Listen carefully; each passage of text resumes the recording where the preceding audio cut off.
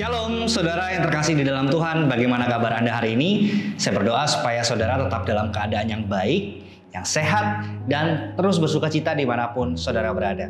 Senang sekali, saya Peter Chandra bisa kembali menjumpai Anda di program Kacamata. Saudara, dalam keluarga, setiap anggota keluarga punya tanggung jawab dan perannya masing-masing.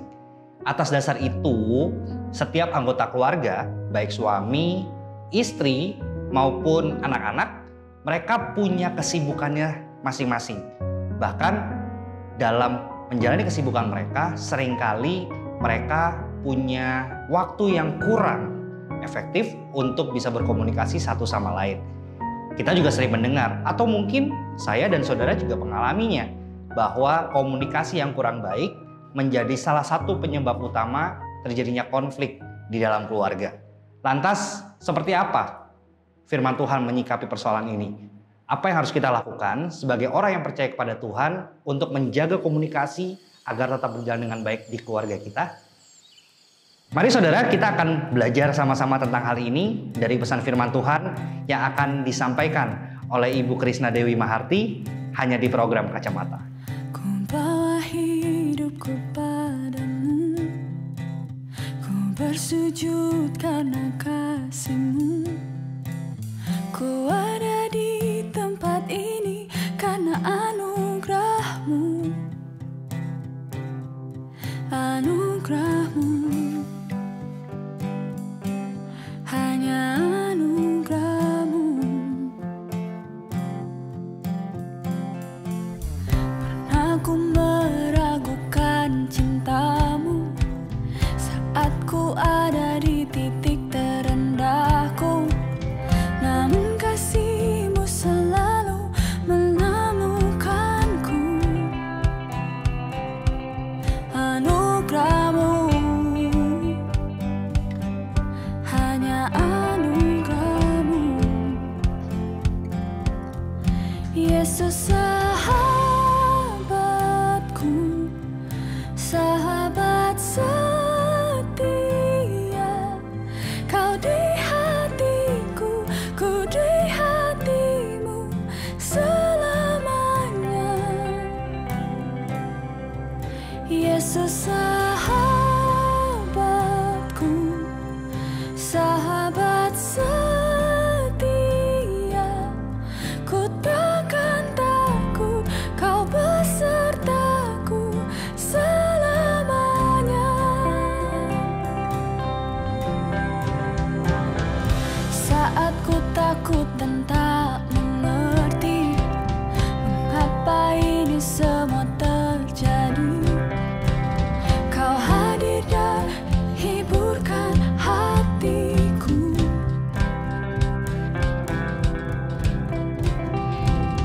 Kau tuntun dan cintai aku dengan semua kekuranganku. Kau terima, Kau panggil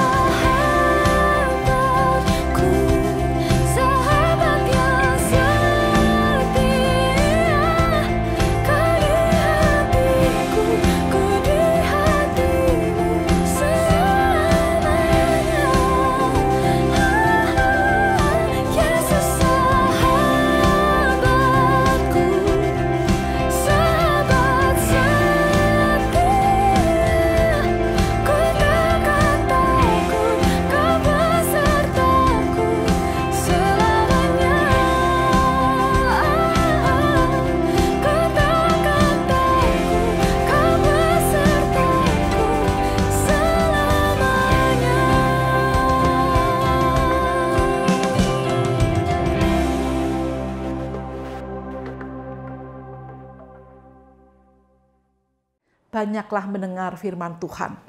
Karena ketika mendengar firman Tuhan, hati kita dipenuhi sukacita, damai sejahtera, kemudian kita pun akan mewujudkan hal-hal yang damai, yang penuh sejahtera itu dalam kehidupan sehari-hari melalui komunikasi kita dan sikap hidup kita.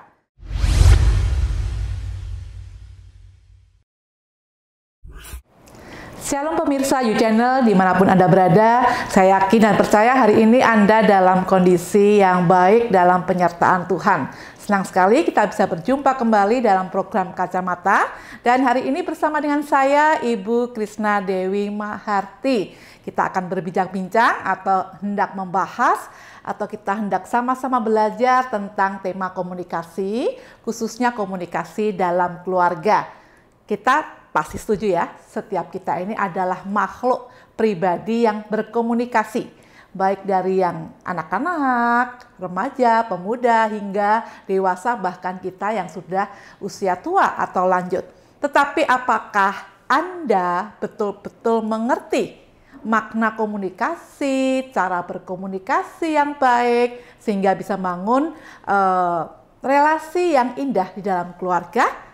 Hari ini kita hendak bersama-sama mempercakapkannya untuk kembali merefresh, menyegarkan, untuk kita bisa membangun komunikasi yang harmonis khususnya di dalam keluarga kita. Apa sih komunikasi itu? Komunikasi adalah proses penyampaian dan penerimaan pesan ya dari seorang kepada orang lain ya, ataupun dari seorang pada kelompok. Tetapi dalam proses itu tentu tidak hanya sekedar mendengar saja, lebih lagi kita akan memakai hati. Makanya kita juga perlu menyiapkan hati kita. Hati adalah gudang raksasa, tempat di mana kita menyimpan hal-hal yang baik dan hal-hal yang buruk. Tentunya kalau mau berkomunikasi yang lebih baik lagi, kita harus mengeluarkan perbendaharaan yang baik. Kita harus mengeluarkan hal-hal yang baik dari hati kita yang kemudian akan terlontar, akan tercermin baik dalam kata-kata kita maupun terwujud di dalam perilaku kita. Ya, firman Tuhan yang saya hendak ambil atau kita renungkan bersama pada program Kacamata ini, saya ambilkan dari Markus 7 ayat 37 khususnya bagian B. Di sana dikatakan ia itu I-nya kan besar. I-nya berarti Tuhan Yesus. Ia menjadikan segala-galanya baik. Yang tuli dijadikan mendengar, yang bisu dijadikan untuk bisa berkata-kata. Kita sepakat ya bahwa tuli atau nggak bisa mendengar itu bagian dari kesulitan untuk berkomunikasi. Betul? Demikian juga ketika bisu, itu juga bagian kesulitan untuk menangkap atau mengemukakan sesuatu. Au gitu ya.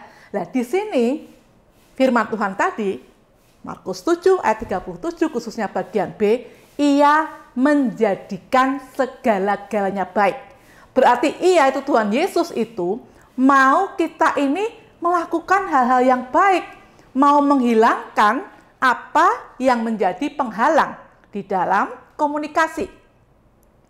Saya yakin pemirsa You Channel tidak ada yang bisu saat ini ya, atau tidak ada yang tuli, tetapi kenapa kita seringkali sulit melakukan komunikasi? Tuhan ingin menjadikan segala-galanya baik. Kita harus mengeluarkan hal-hal yang baik melalui tutur kata kita, sehingga nanti dalam sikapnya pun kita akan memberikan sikap-sikap yang positif, akan membangun relasi yang baik. Karena kalau relasi yang rusak itu juga berawal dari mulut kita, komunikasi verbal kita akan menjadikan relationship, relasi yang tidak sehat atau yang sakit. Pemirsa You Channel, tahukah Anda bahwa komunikasi yang baik itu bisa diibaratkan seperti lem. Lem itu merekatkan ya, lengket. Jadi kalau kita berkomunikasi baik, kita ini akan lengket, kita akan punya apa ya, kayak ikatan yang dalam berhubungan, baik dalam keluarga itu dengan pasangan kita, orang tua dan anak, anak dengan orang tua, maupun saudara bersaudara. Nah, untuk itu betapa pentingnya komunikasi yang baik itu. Karena selain ibarat lem, komunikasi yang baik itu juga ibarat anyaman. yang menghubungkan satu dengan yang lainnya. Selain itu, komunikasi juga ibarat darah yang memberikan aliran kesegaran kehidupan. Bayangin ya kalau keluarga di rumah ini misalnya tidak ada komunikasi, nggak ada aliran darah dalam tubuh, mati. Semuanya sepi, masuk ke ruangan masing-masing, di kamar masing-masing, betul ada dalam satu rumah, tetapi suami kemana, istri kemana, anak-anak kemana, itu namanya nanti hubungan emosinya putus. Lama-lama akan terjadi pemutusan hubungan emosional. Tidak mungkin juga ujung-ujungnya bisa berakhir dalam sebuah perceraian. Kemarin saya menangani sebuah kasus dalam konseling ya, karena saya juga seorang konselor keluarga. Ada seorang itu yang mengatakan, aduh Bu Krisna, saya udah pusing. Masa suami saya mengatakan, aku udah enek lihat mukamu. Pemirsa YouChannel tahu apa artinya enek? Enek itu apa ya? Udah, aduh, bosen rasanya ingin muntah. Lihat muka kamu. Wah, ibu ini sakit hati. Ibu ini betul-betul rasanya ingin membalas aku lebih enek gitu ya. Aku lebih muak ketika melihat muka kamu. Lah ini sebuah proses komunikasi yang saling menyakiti. Proses komunikasi yang saling merusak, saling menjatuhkan harkat martabat. Tentu ini tidak boleh terjadi dalam kehidupan keluarga. Sebaliknya, yang harus terjadi adalah kata-kata yang memotivasi, kata-kata yang membangun, kata-kata yang memberkati. Mama bangga punya anak kamu, mama bersyukur ya Pak punya suami kamu. Atau orang tua juga mengatakan bahwa kita bersyukur ya diberkati Tuhan, kalian dengan segala pergumulan pekerjaan, studi pasti bisa. Mama doain, kamu pasti yakin bisa mencapai impian kamu. Hal-hal positif ini harus digemakan, harus disuarakan supaya kita bisa senantiasa membangun komunikasi yang harmonis ya, yang lengket, yang bisa terhubung satu sama lain dan juga yang hidup. Ya, yang menjadi kesalahan adalah seringkali orang menjatuhkan harkat martabat. Gara-gara kamu nih, ya. Ngeyel sih kamu. Keras kepala sih kamu. Menunjuk-nunjuk orang lain dengan mengatakan hal-hal yang negatif. Ini menjatuhkan harkat martabat. Ini tidak membangun. Ini merendahkan harga diri orang lain itu, entah siapapun yang ada di dekat kita. Misalnya kita mengucapkan hal seperti itu. Gara-gara kamu ngeyelan, kamu keras kepala, kamu. Kita lupa bahwa ketika membangun komunikasi itu, harusnya kita pakai metode I-message. I-message itu adalah, saya merasa ini kurang pas, gitu ya.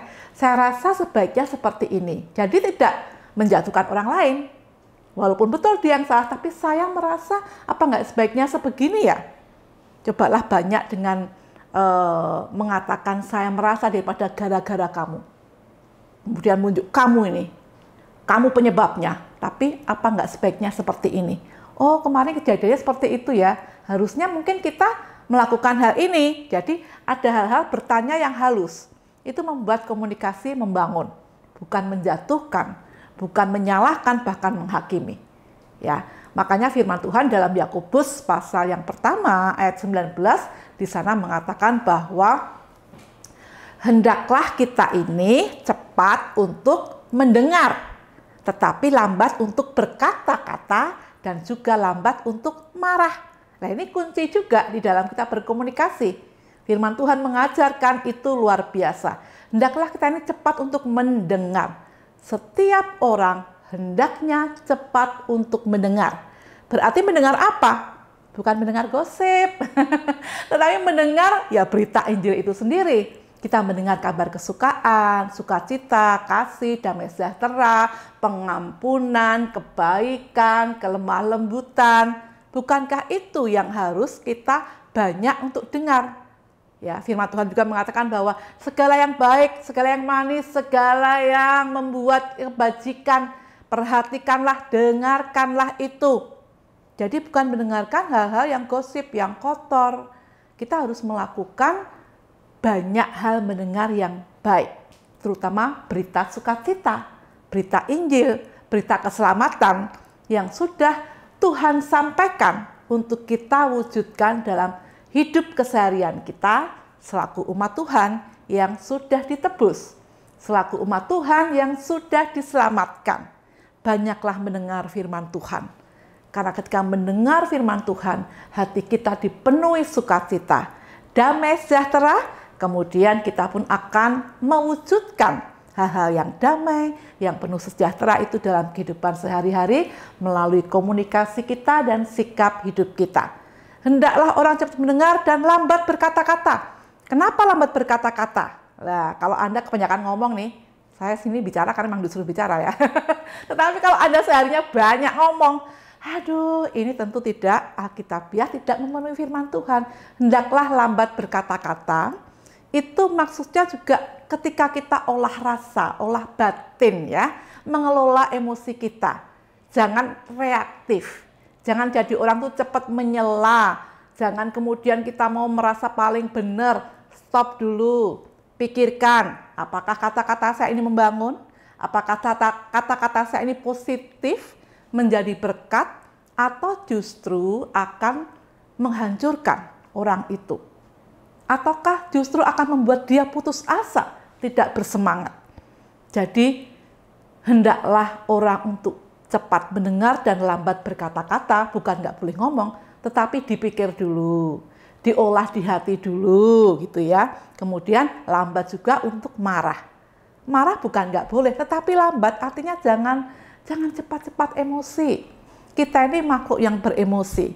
Tetapi emosi apa yang kita tunjukkan?